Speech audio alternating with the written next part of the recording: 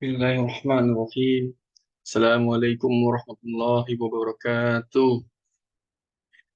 Innal hamdalillah nahmaduhu wa nasta'inuhu wa nastaghfiruh wa na'udzu billahi min syururi anfusina wa min sayyiati a'malina wa man yahdihillahu fala mudilla lahu ومن ومن يضلل ومن يضلله فلا هادي له أشهد أن لا إله إلا الله وحده لا شريك له وأشهد أن محمدا عبده ورسوله اللهم صل على سيدنا محمد وعلى آله وصحبه ومن تبعهم بإحسان إلى يوم الدين أما بعد قال الله تعالى أعوذ بالله من الشيطان الرجيم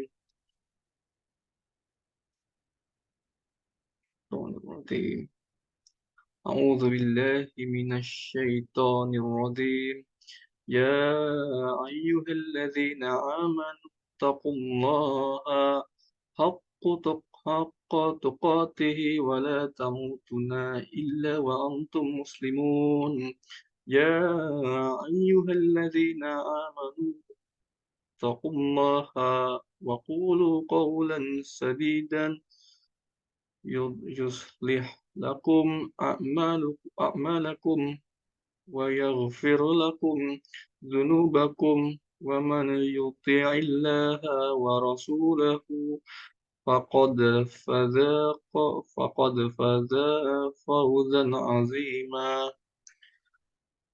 ya masyiral muslimin rahimakumullah. Hadirin jamaah salat Jumat yang insya Allah selalu berada dalam naungan rahmat dan hidayah Allah Subhanahu wa taala. Tidak henti-hentinya kita panjatkan puja dan puji syukur kepada Allah Subhanahu wa taala yang telah memberikan nikmat iman dan Islam, karunia yang teramat besar yang Allah karuniakan kepada hamba-hambanya. Semoga kita selalu termasuk yang mendapatkan hidayahnya serta berada dalam keadaan iman dan Islam hingga akhir hayat kita. Dan tentunya kita bersyukur kepada Allah atas nikmat berbagai kehidupan yang masih diberikan kepada kita. Sehingga pada kesempatan ini kita masih dapat beribadah kepadanya hanya mengingat serta memujinya. Pujian hanya layak dimiliki oleh Allah. Alhamdulillah, segala puji hanya milik Allah. Sungguh tidaklah pantas bagi manusia untuk mengharapkan pujian. Tidak pantas bagi manusia untuk merasakan telah berjasa, karena sungguh sejatinya segala pujian hanya milik Allah.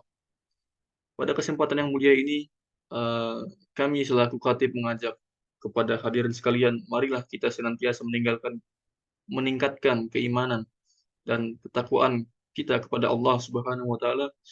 Takwa dalam arti senantiasa berupaya dan berusaha untuk selalu menghadirkan Allah dalam setiap situasi dan kondisi dengan cara senantiasa berzikir, melaksanakan segala perintahnya. Takwa dalam arti kita senantiasa mengingat Allah dalam setiap persoalan yang kita hadapi dengan cara berdoa, memohon pertolongan dan bermunajat kepadanya, sehingga yang menimbulkan ketentraman dan ketenangan dalam setiap kehidupan kita. Dalam Quran Surah Al-Imran ayat 102 berbunyi, Ya ayyuhalladzina amanu taqullaha haqqa tuqatihi wa la tamutunna illa wa antum muslimun. Yang artinya, hai orang-orang beriman, bertakwalah kepada Allah sebenar-benar takwa kepadanya, dan janganlah sekali-kali kamu mati melainkan dalam keadaan beragama Islam. Dan tentunya salawat serta salam semoga selalu tercurah tak henti-hentinya kepada Nabi Muhammad Shallallahu Alaihi Wasallam serta keluarganya dan para sahabatnya. Sidang salat Jumat yang dirahmati Allah Subhanahu Wa Taala, dalam khutbah Jumat singkat ini mari kita merenung sejenak tentang apa yang terjadi di sekitar kita saat ini, di mana kita sedang menjalani masa ketika dunia sedang gempur-gempurnya dengan peperangan. Tidak sedikit di antara mereka adalah saudara kita. Tiba-tiba sahabat kita meninggal dunia. Siapa saja dan kapan atau di mana saja bisa meninggal dunia. Kullu nafsin dha'iqatul maut. Artinya setiap yang bernyawa akan merasakan mati. Kematian adalah sesuatu yang pasti kita hadapi. Sesuatu yang menjadi gerbang dari kehidupan dunia menuju kehidupan akhirat adalah kematian. Masyaallah muslimin rahimakumullah. Dalam surat Al-Baqarah ayat 28, Allah berfirman, Kaifa takfu Bismillahirrahmanirrahim. A'udzu billahi minasyaitonir rajim. Bismillahirrahmanirrahim. Kaifa takfuruna billahi wa kuntum amwatan fa ahyaakum summa yumitukum summa yuhyikum summa ilaihi turja'un. Yang artinya, bagaimana kamu ingkar kepada Allah padahal kamu ditanya mati, lalu dia menghidupkan kamu, kemudian dia mematikan kamu, lalu dia menghidupkan kamu kembali, kemudian kepadanya lah kamu dikembalikan.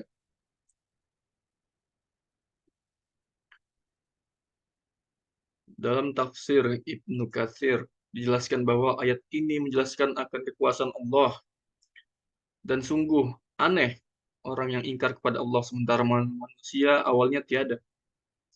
Lalu Allah menjadikan ada di muka bumi ini. Ayat itu juga menunjukkan bahwa kita semua pasti mati dan kita semua pasti akan dibangkitkan kembali setelah kematian itu. Jamaah salat Jumat dirahmati Allah, maka apa saja kewajiban kita dalam kehidupan ini sebagai persiapan diri kita sebelum menghadapi kematian. Tentunya ada banyak hal, namun setidaknya ada 3 hal yang akan kita bahas pada kesempatan berharga ini.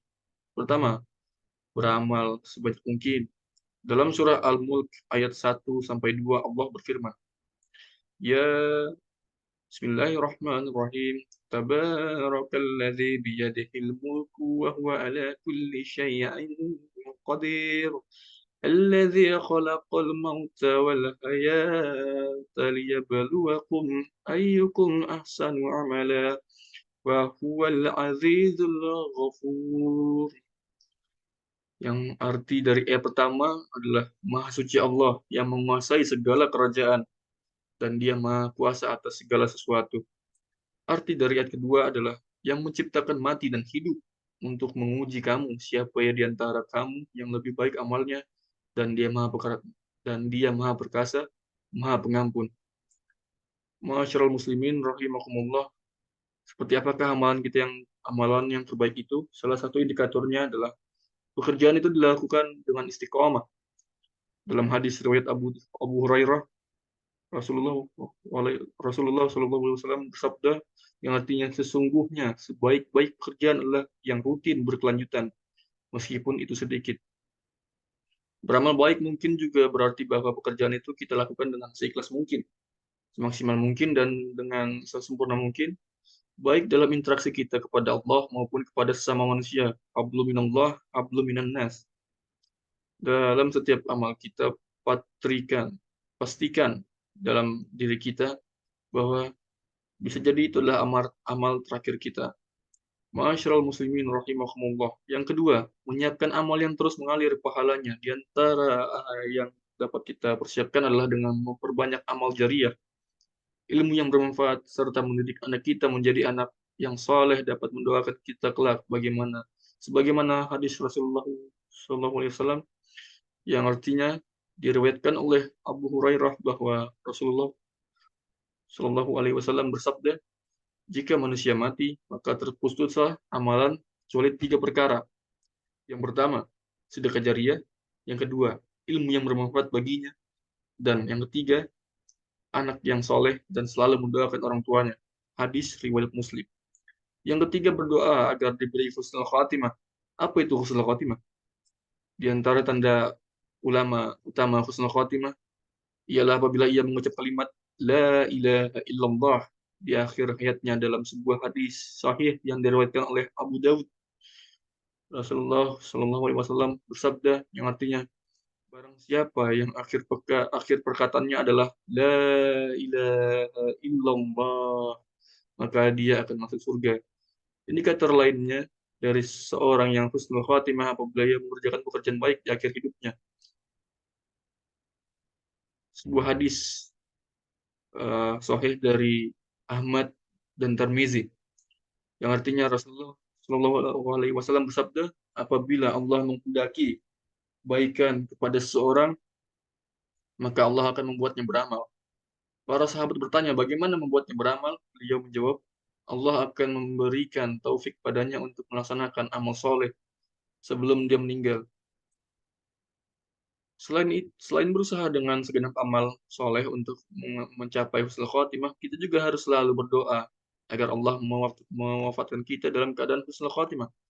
Artinya, semoga kita menjadi hamba Allah yang berhasil dalam mempersiapkan kehidupan kita, yang mampu meningkatkan keimanan kita dan ketakwaan kita kepada Allah Subhanahu wa taala, dan Allah menjadikan kita sebagai orang-orang yang wafat dalam keadaan husnul khatimah. Barakallahu li wa lakum fi Qur'anil azim wa nafa'i wa iyyakum bima fihi minal ayati wa zikril hakim wa taqabbal minni wa minkum tilawatahu illa huwas sami'ul alim. أقول قولي هذا أستغفر الله أستغفر الله أستغفر الله أستغفر الله لي ولكم ولسائر المسلمين والمسلمات والمؤمنين والمؤمنات فاستغفروه إنه هو الغفور الرحيم.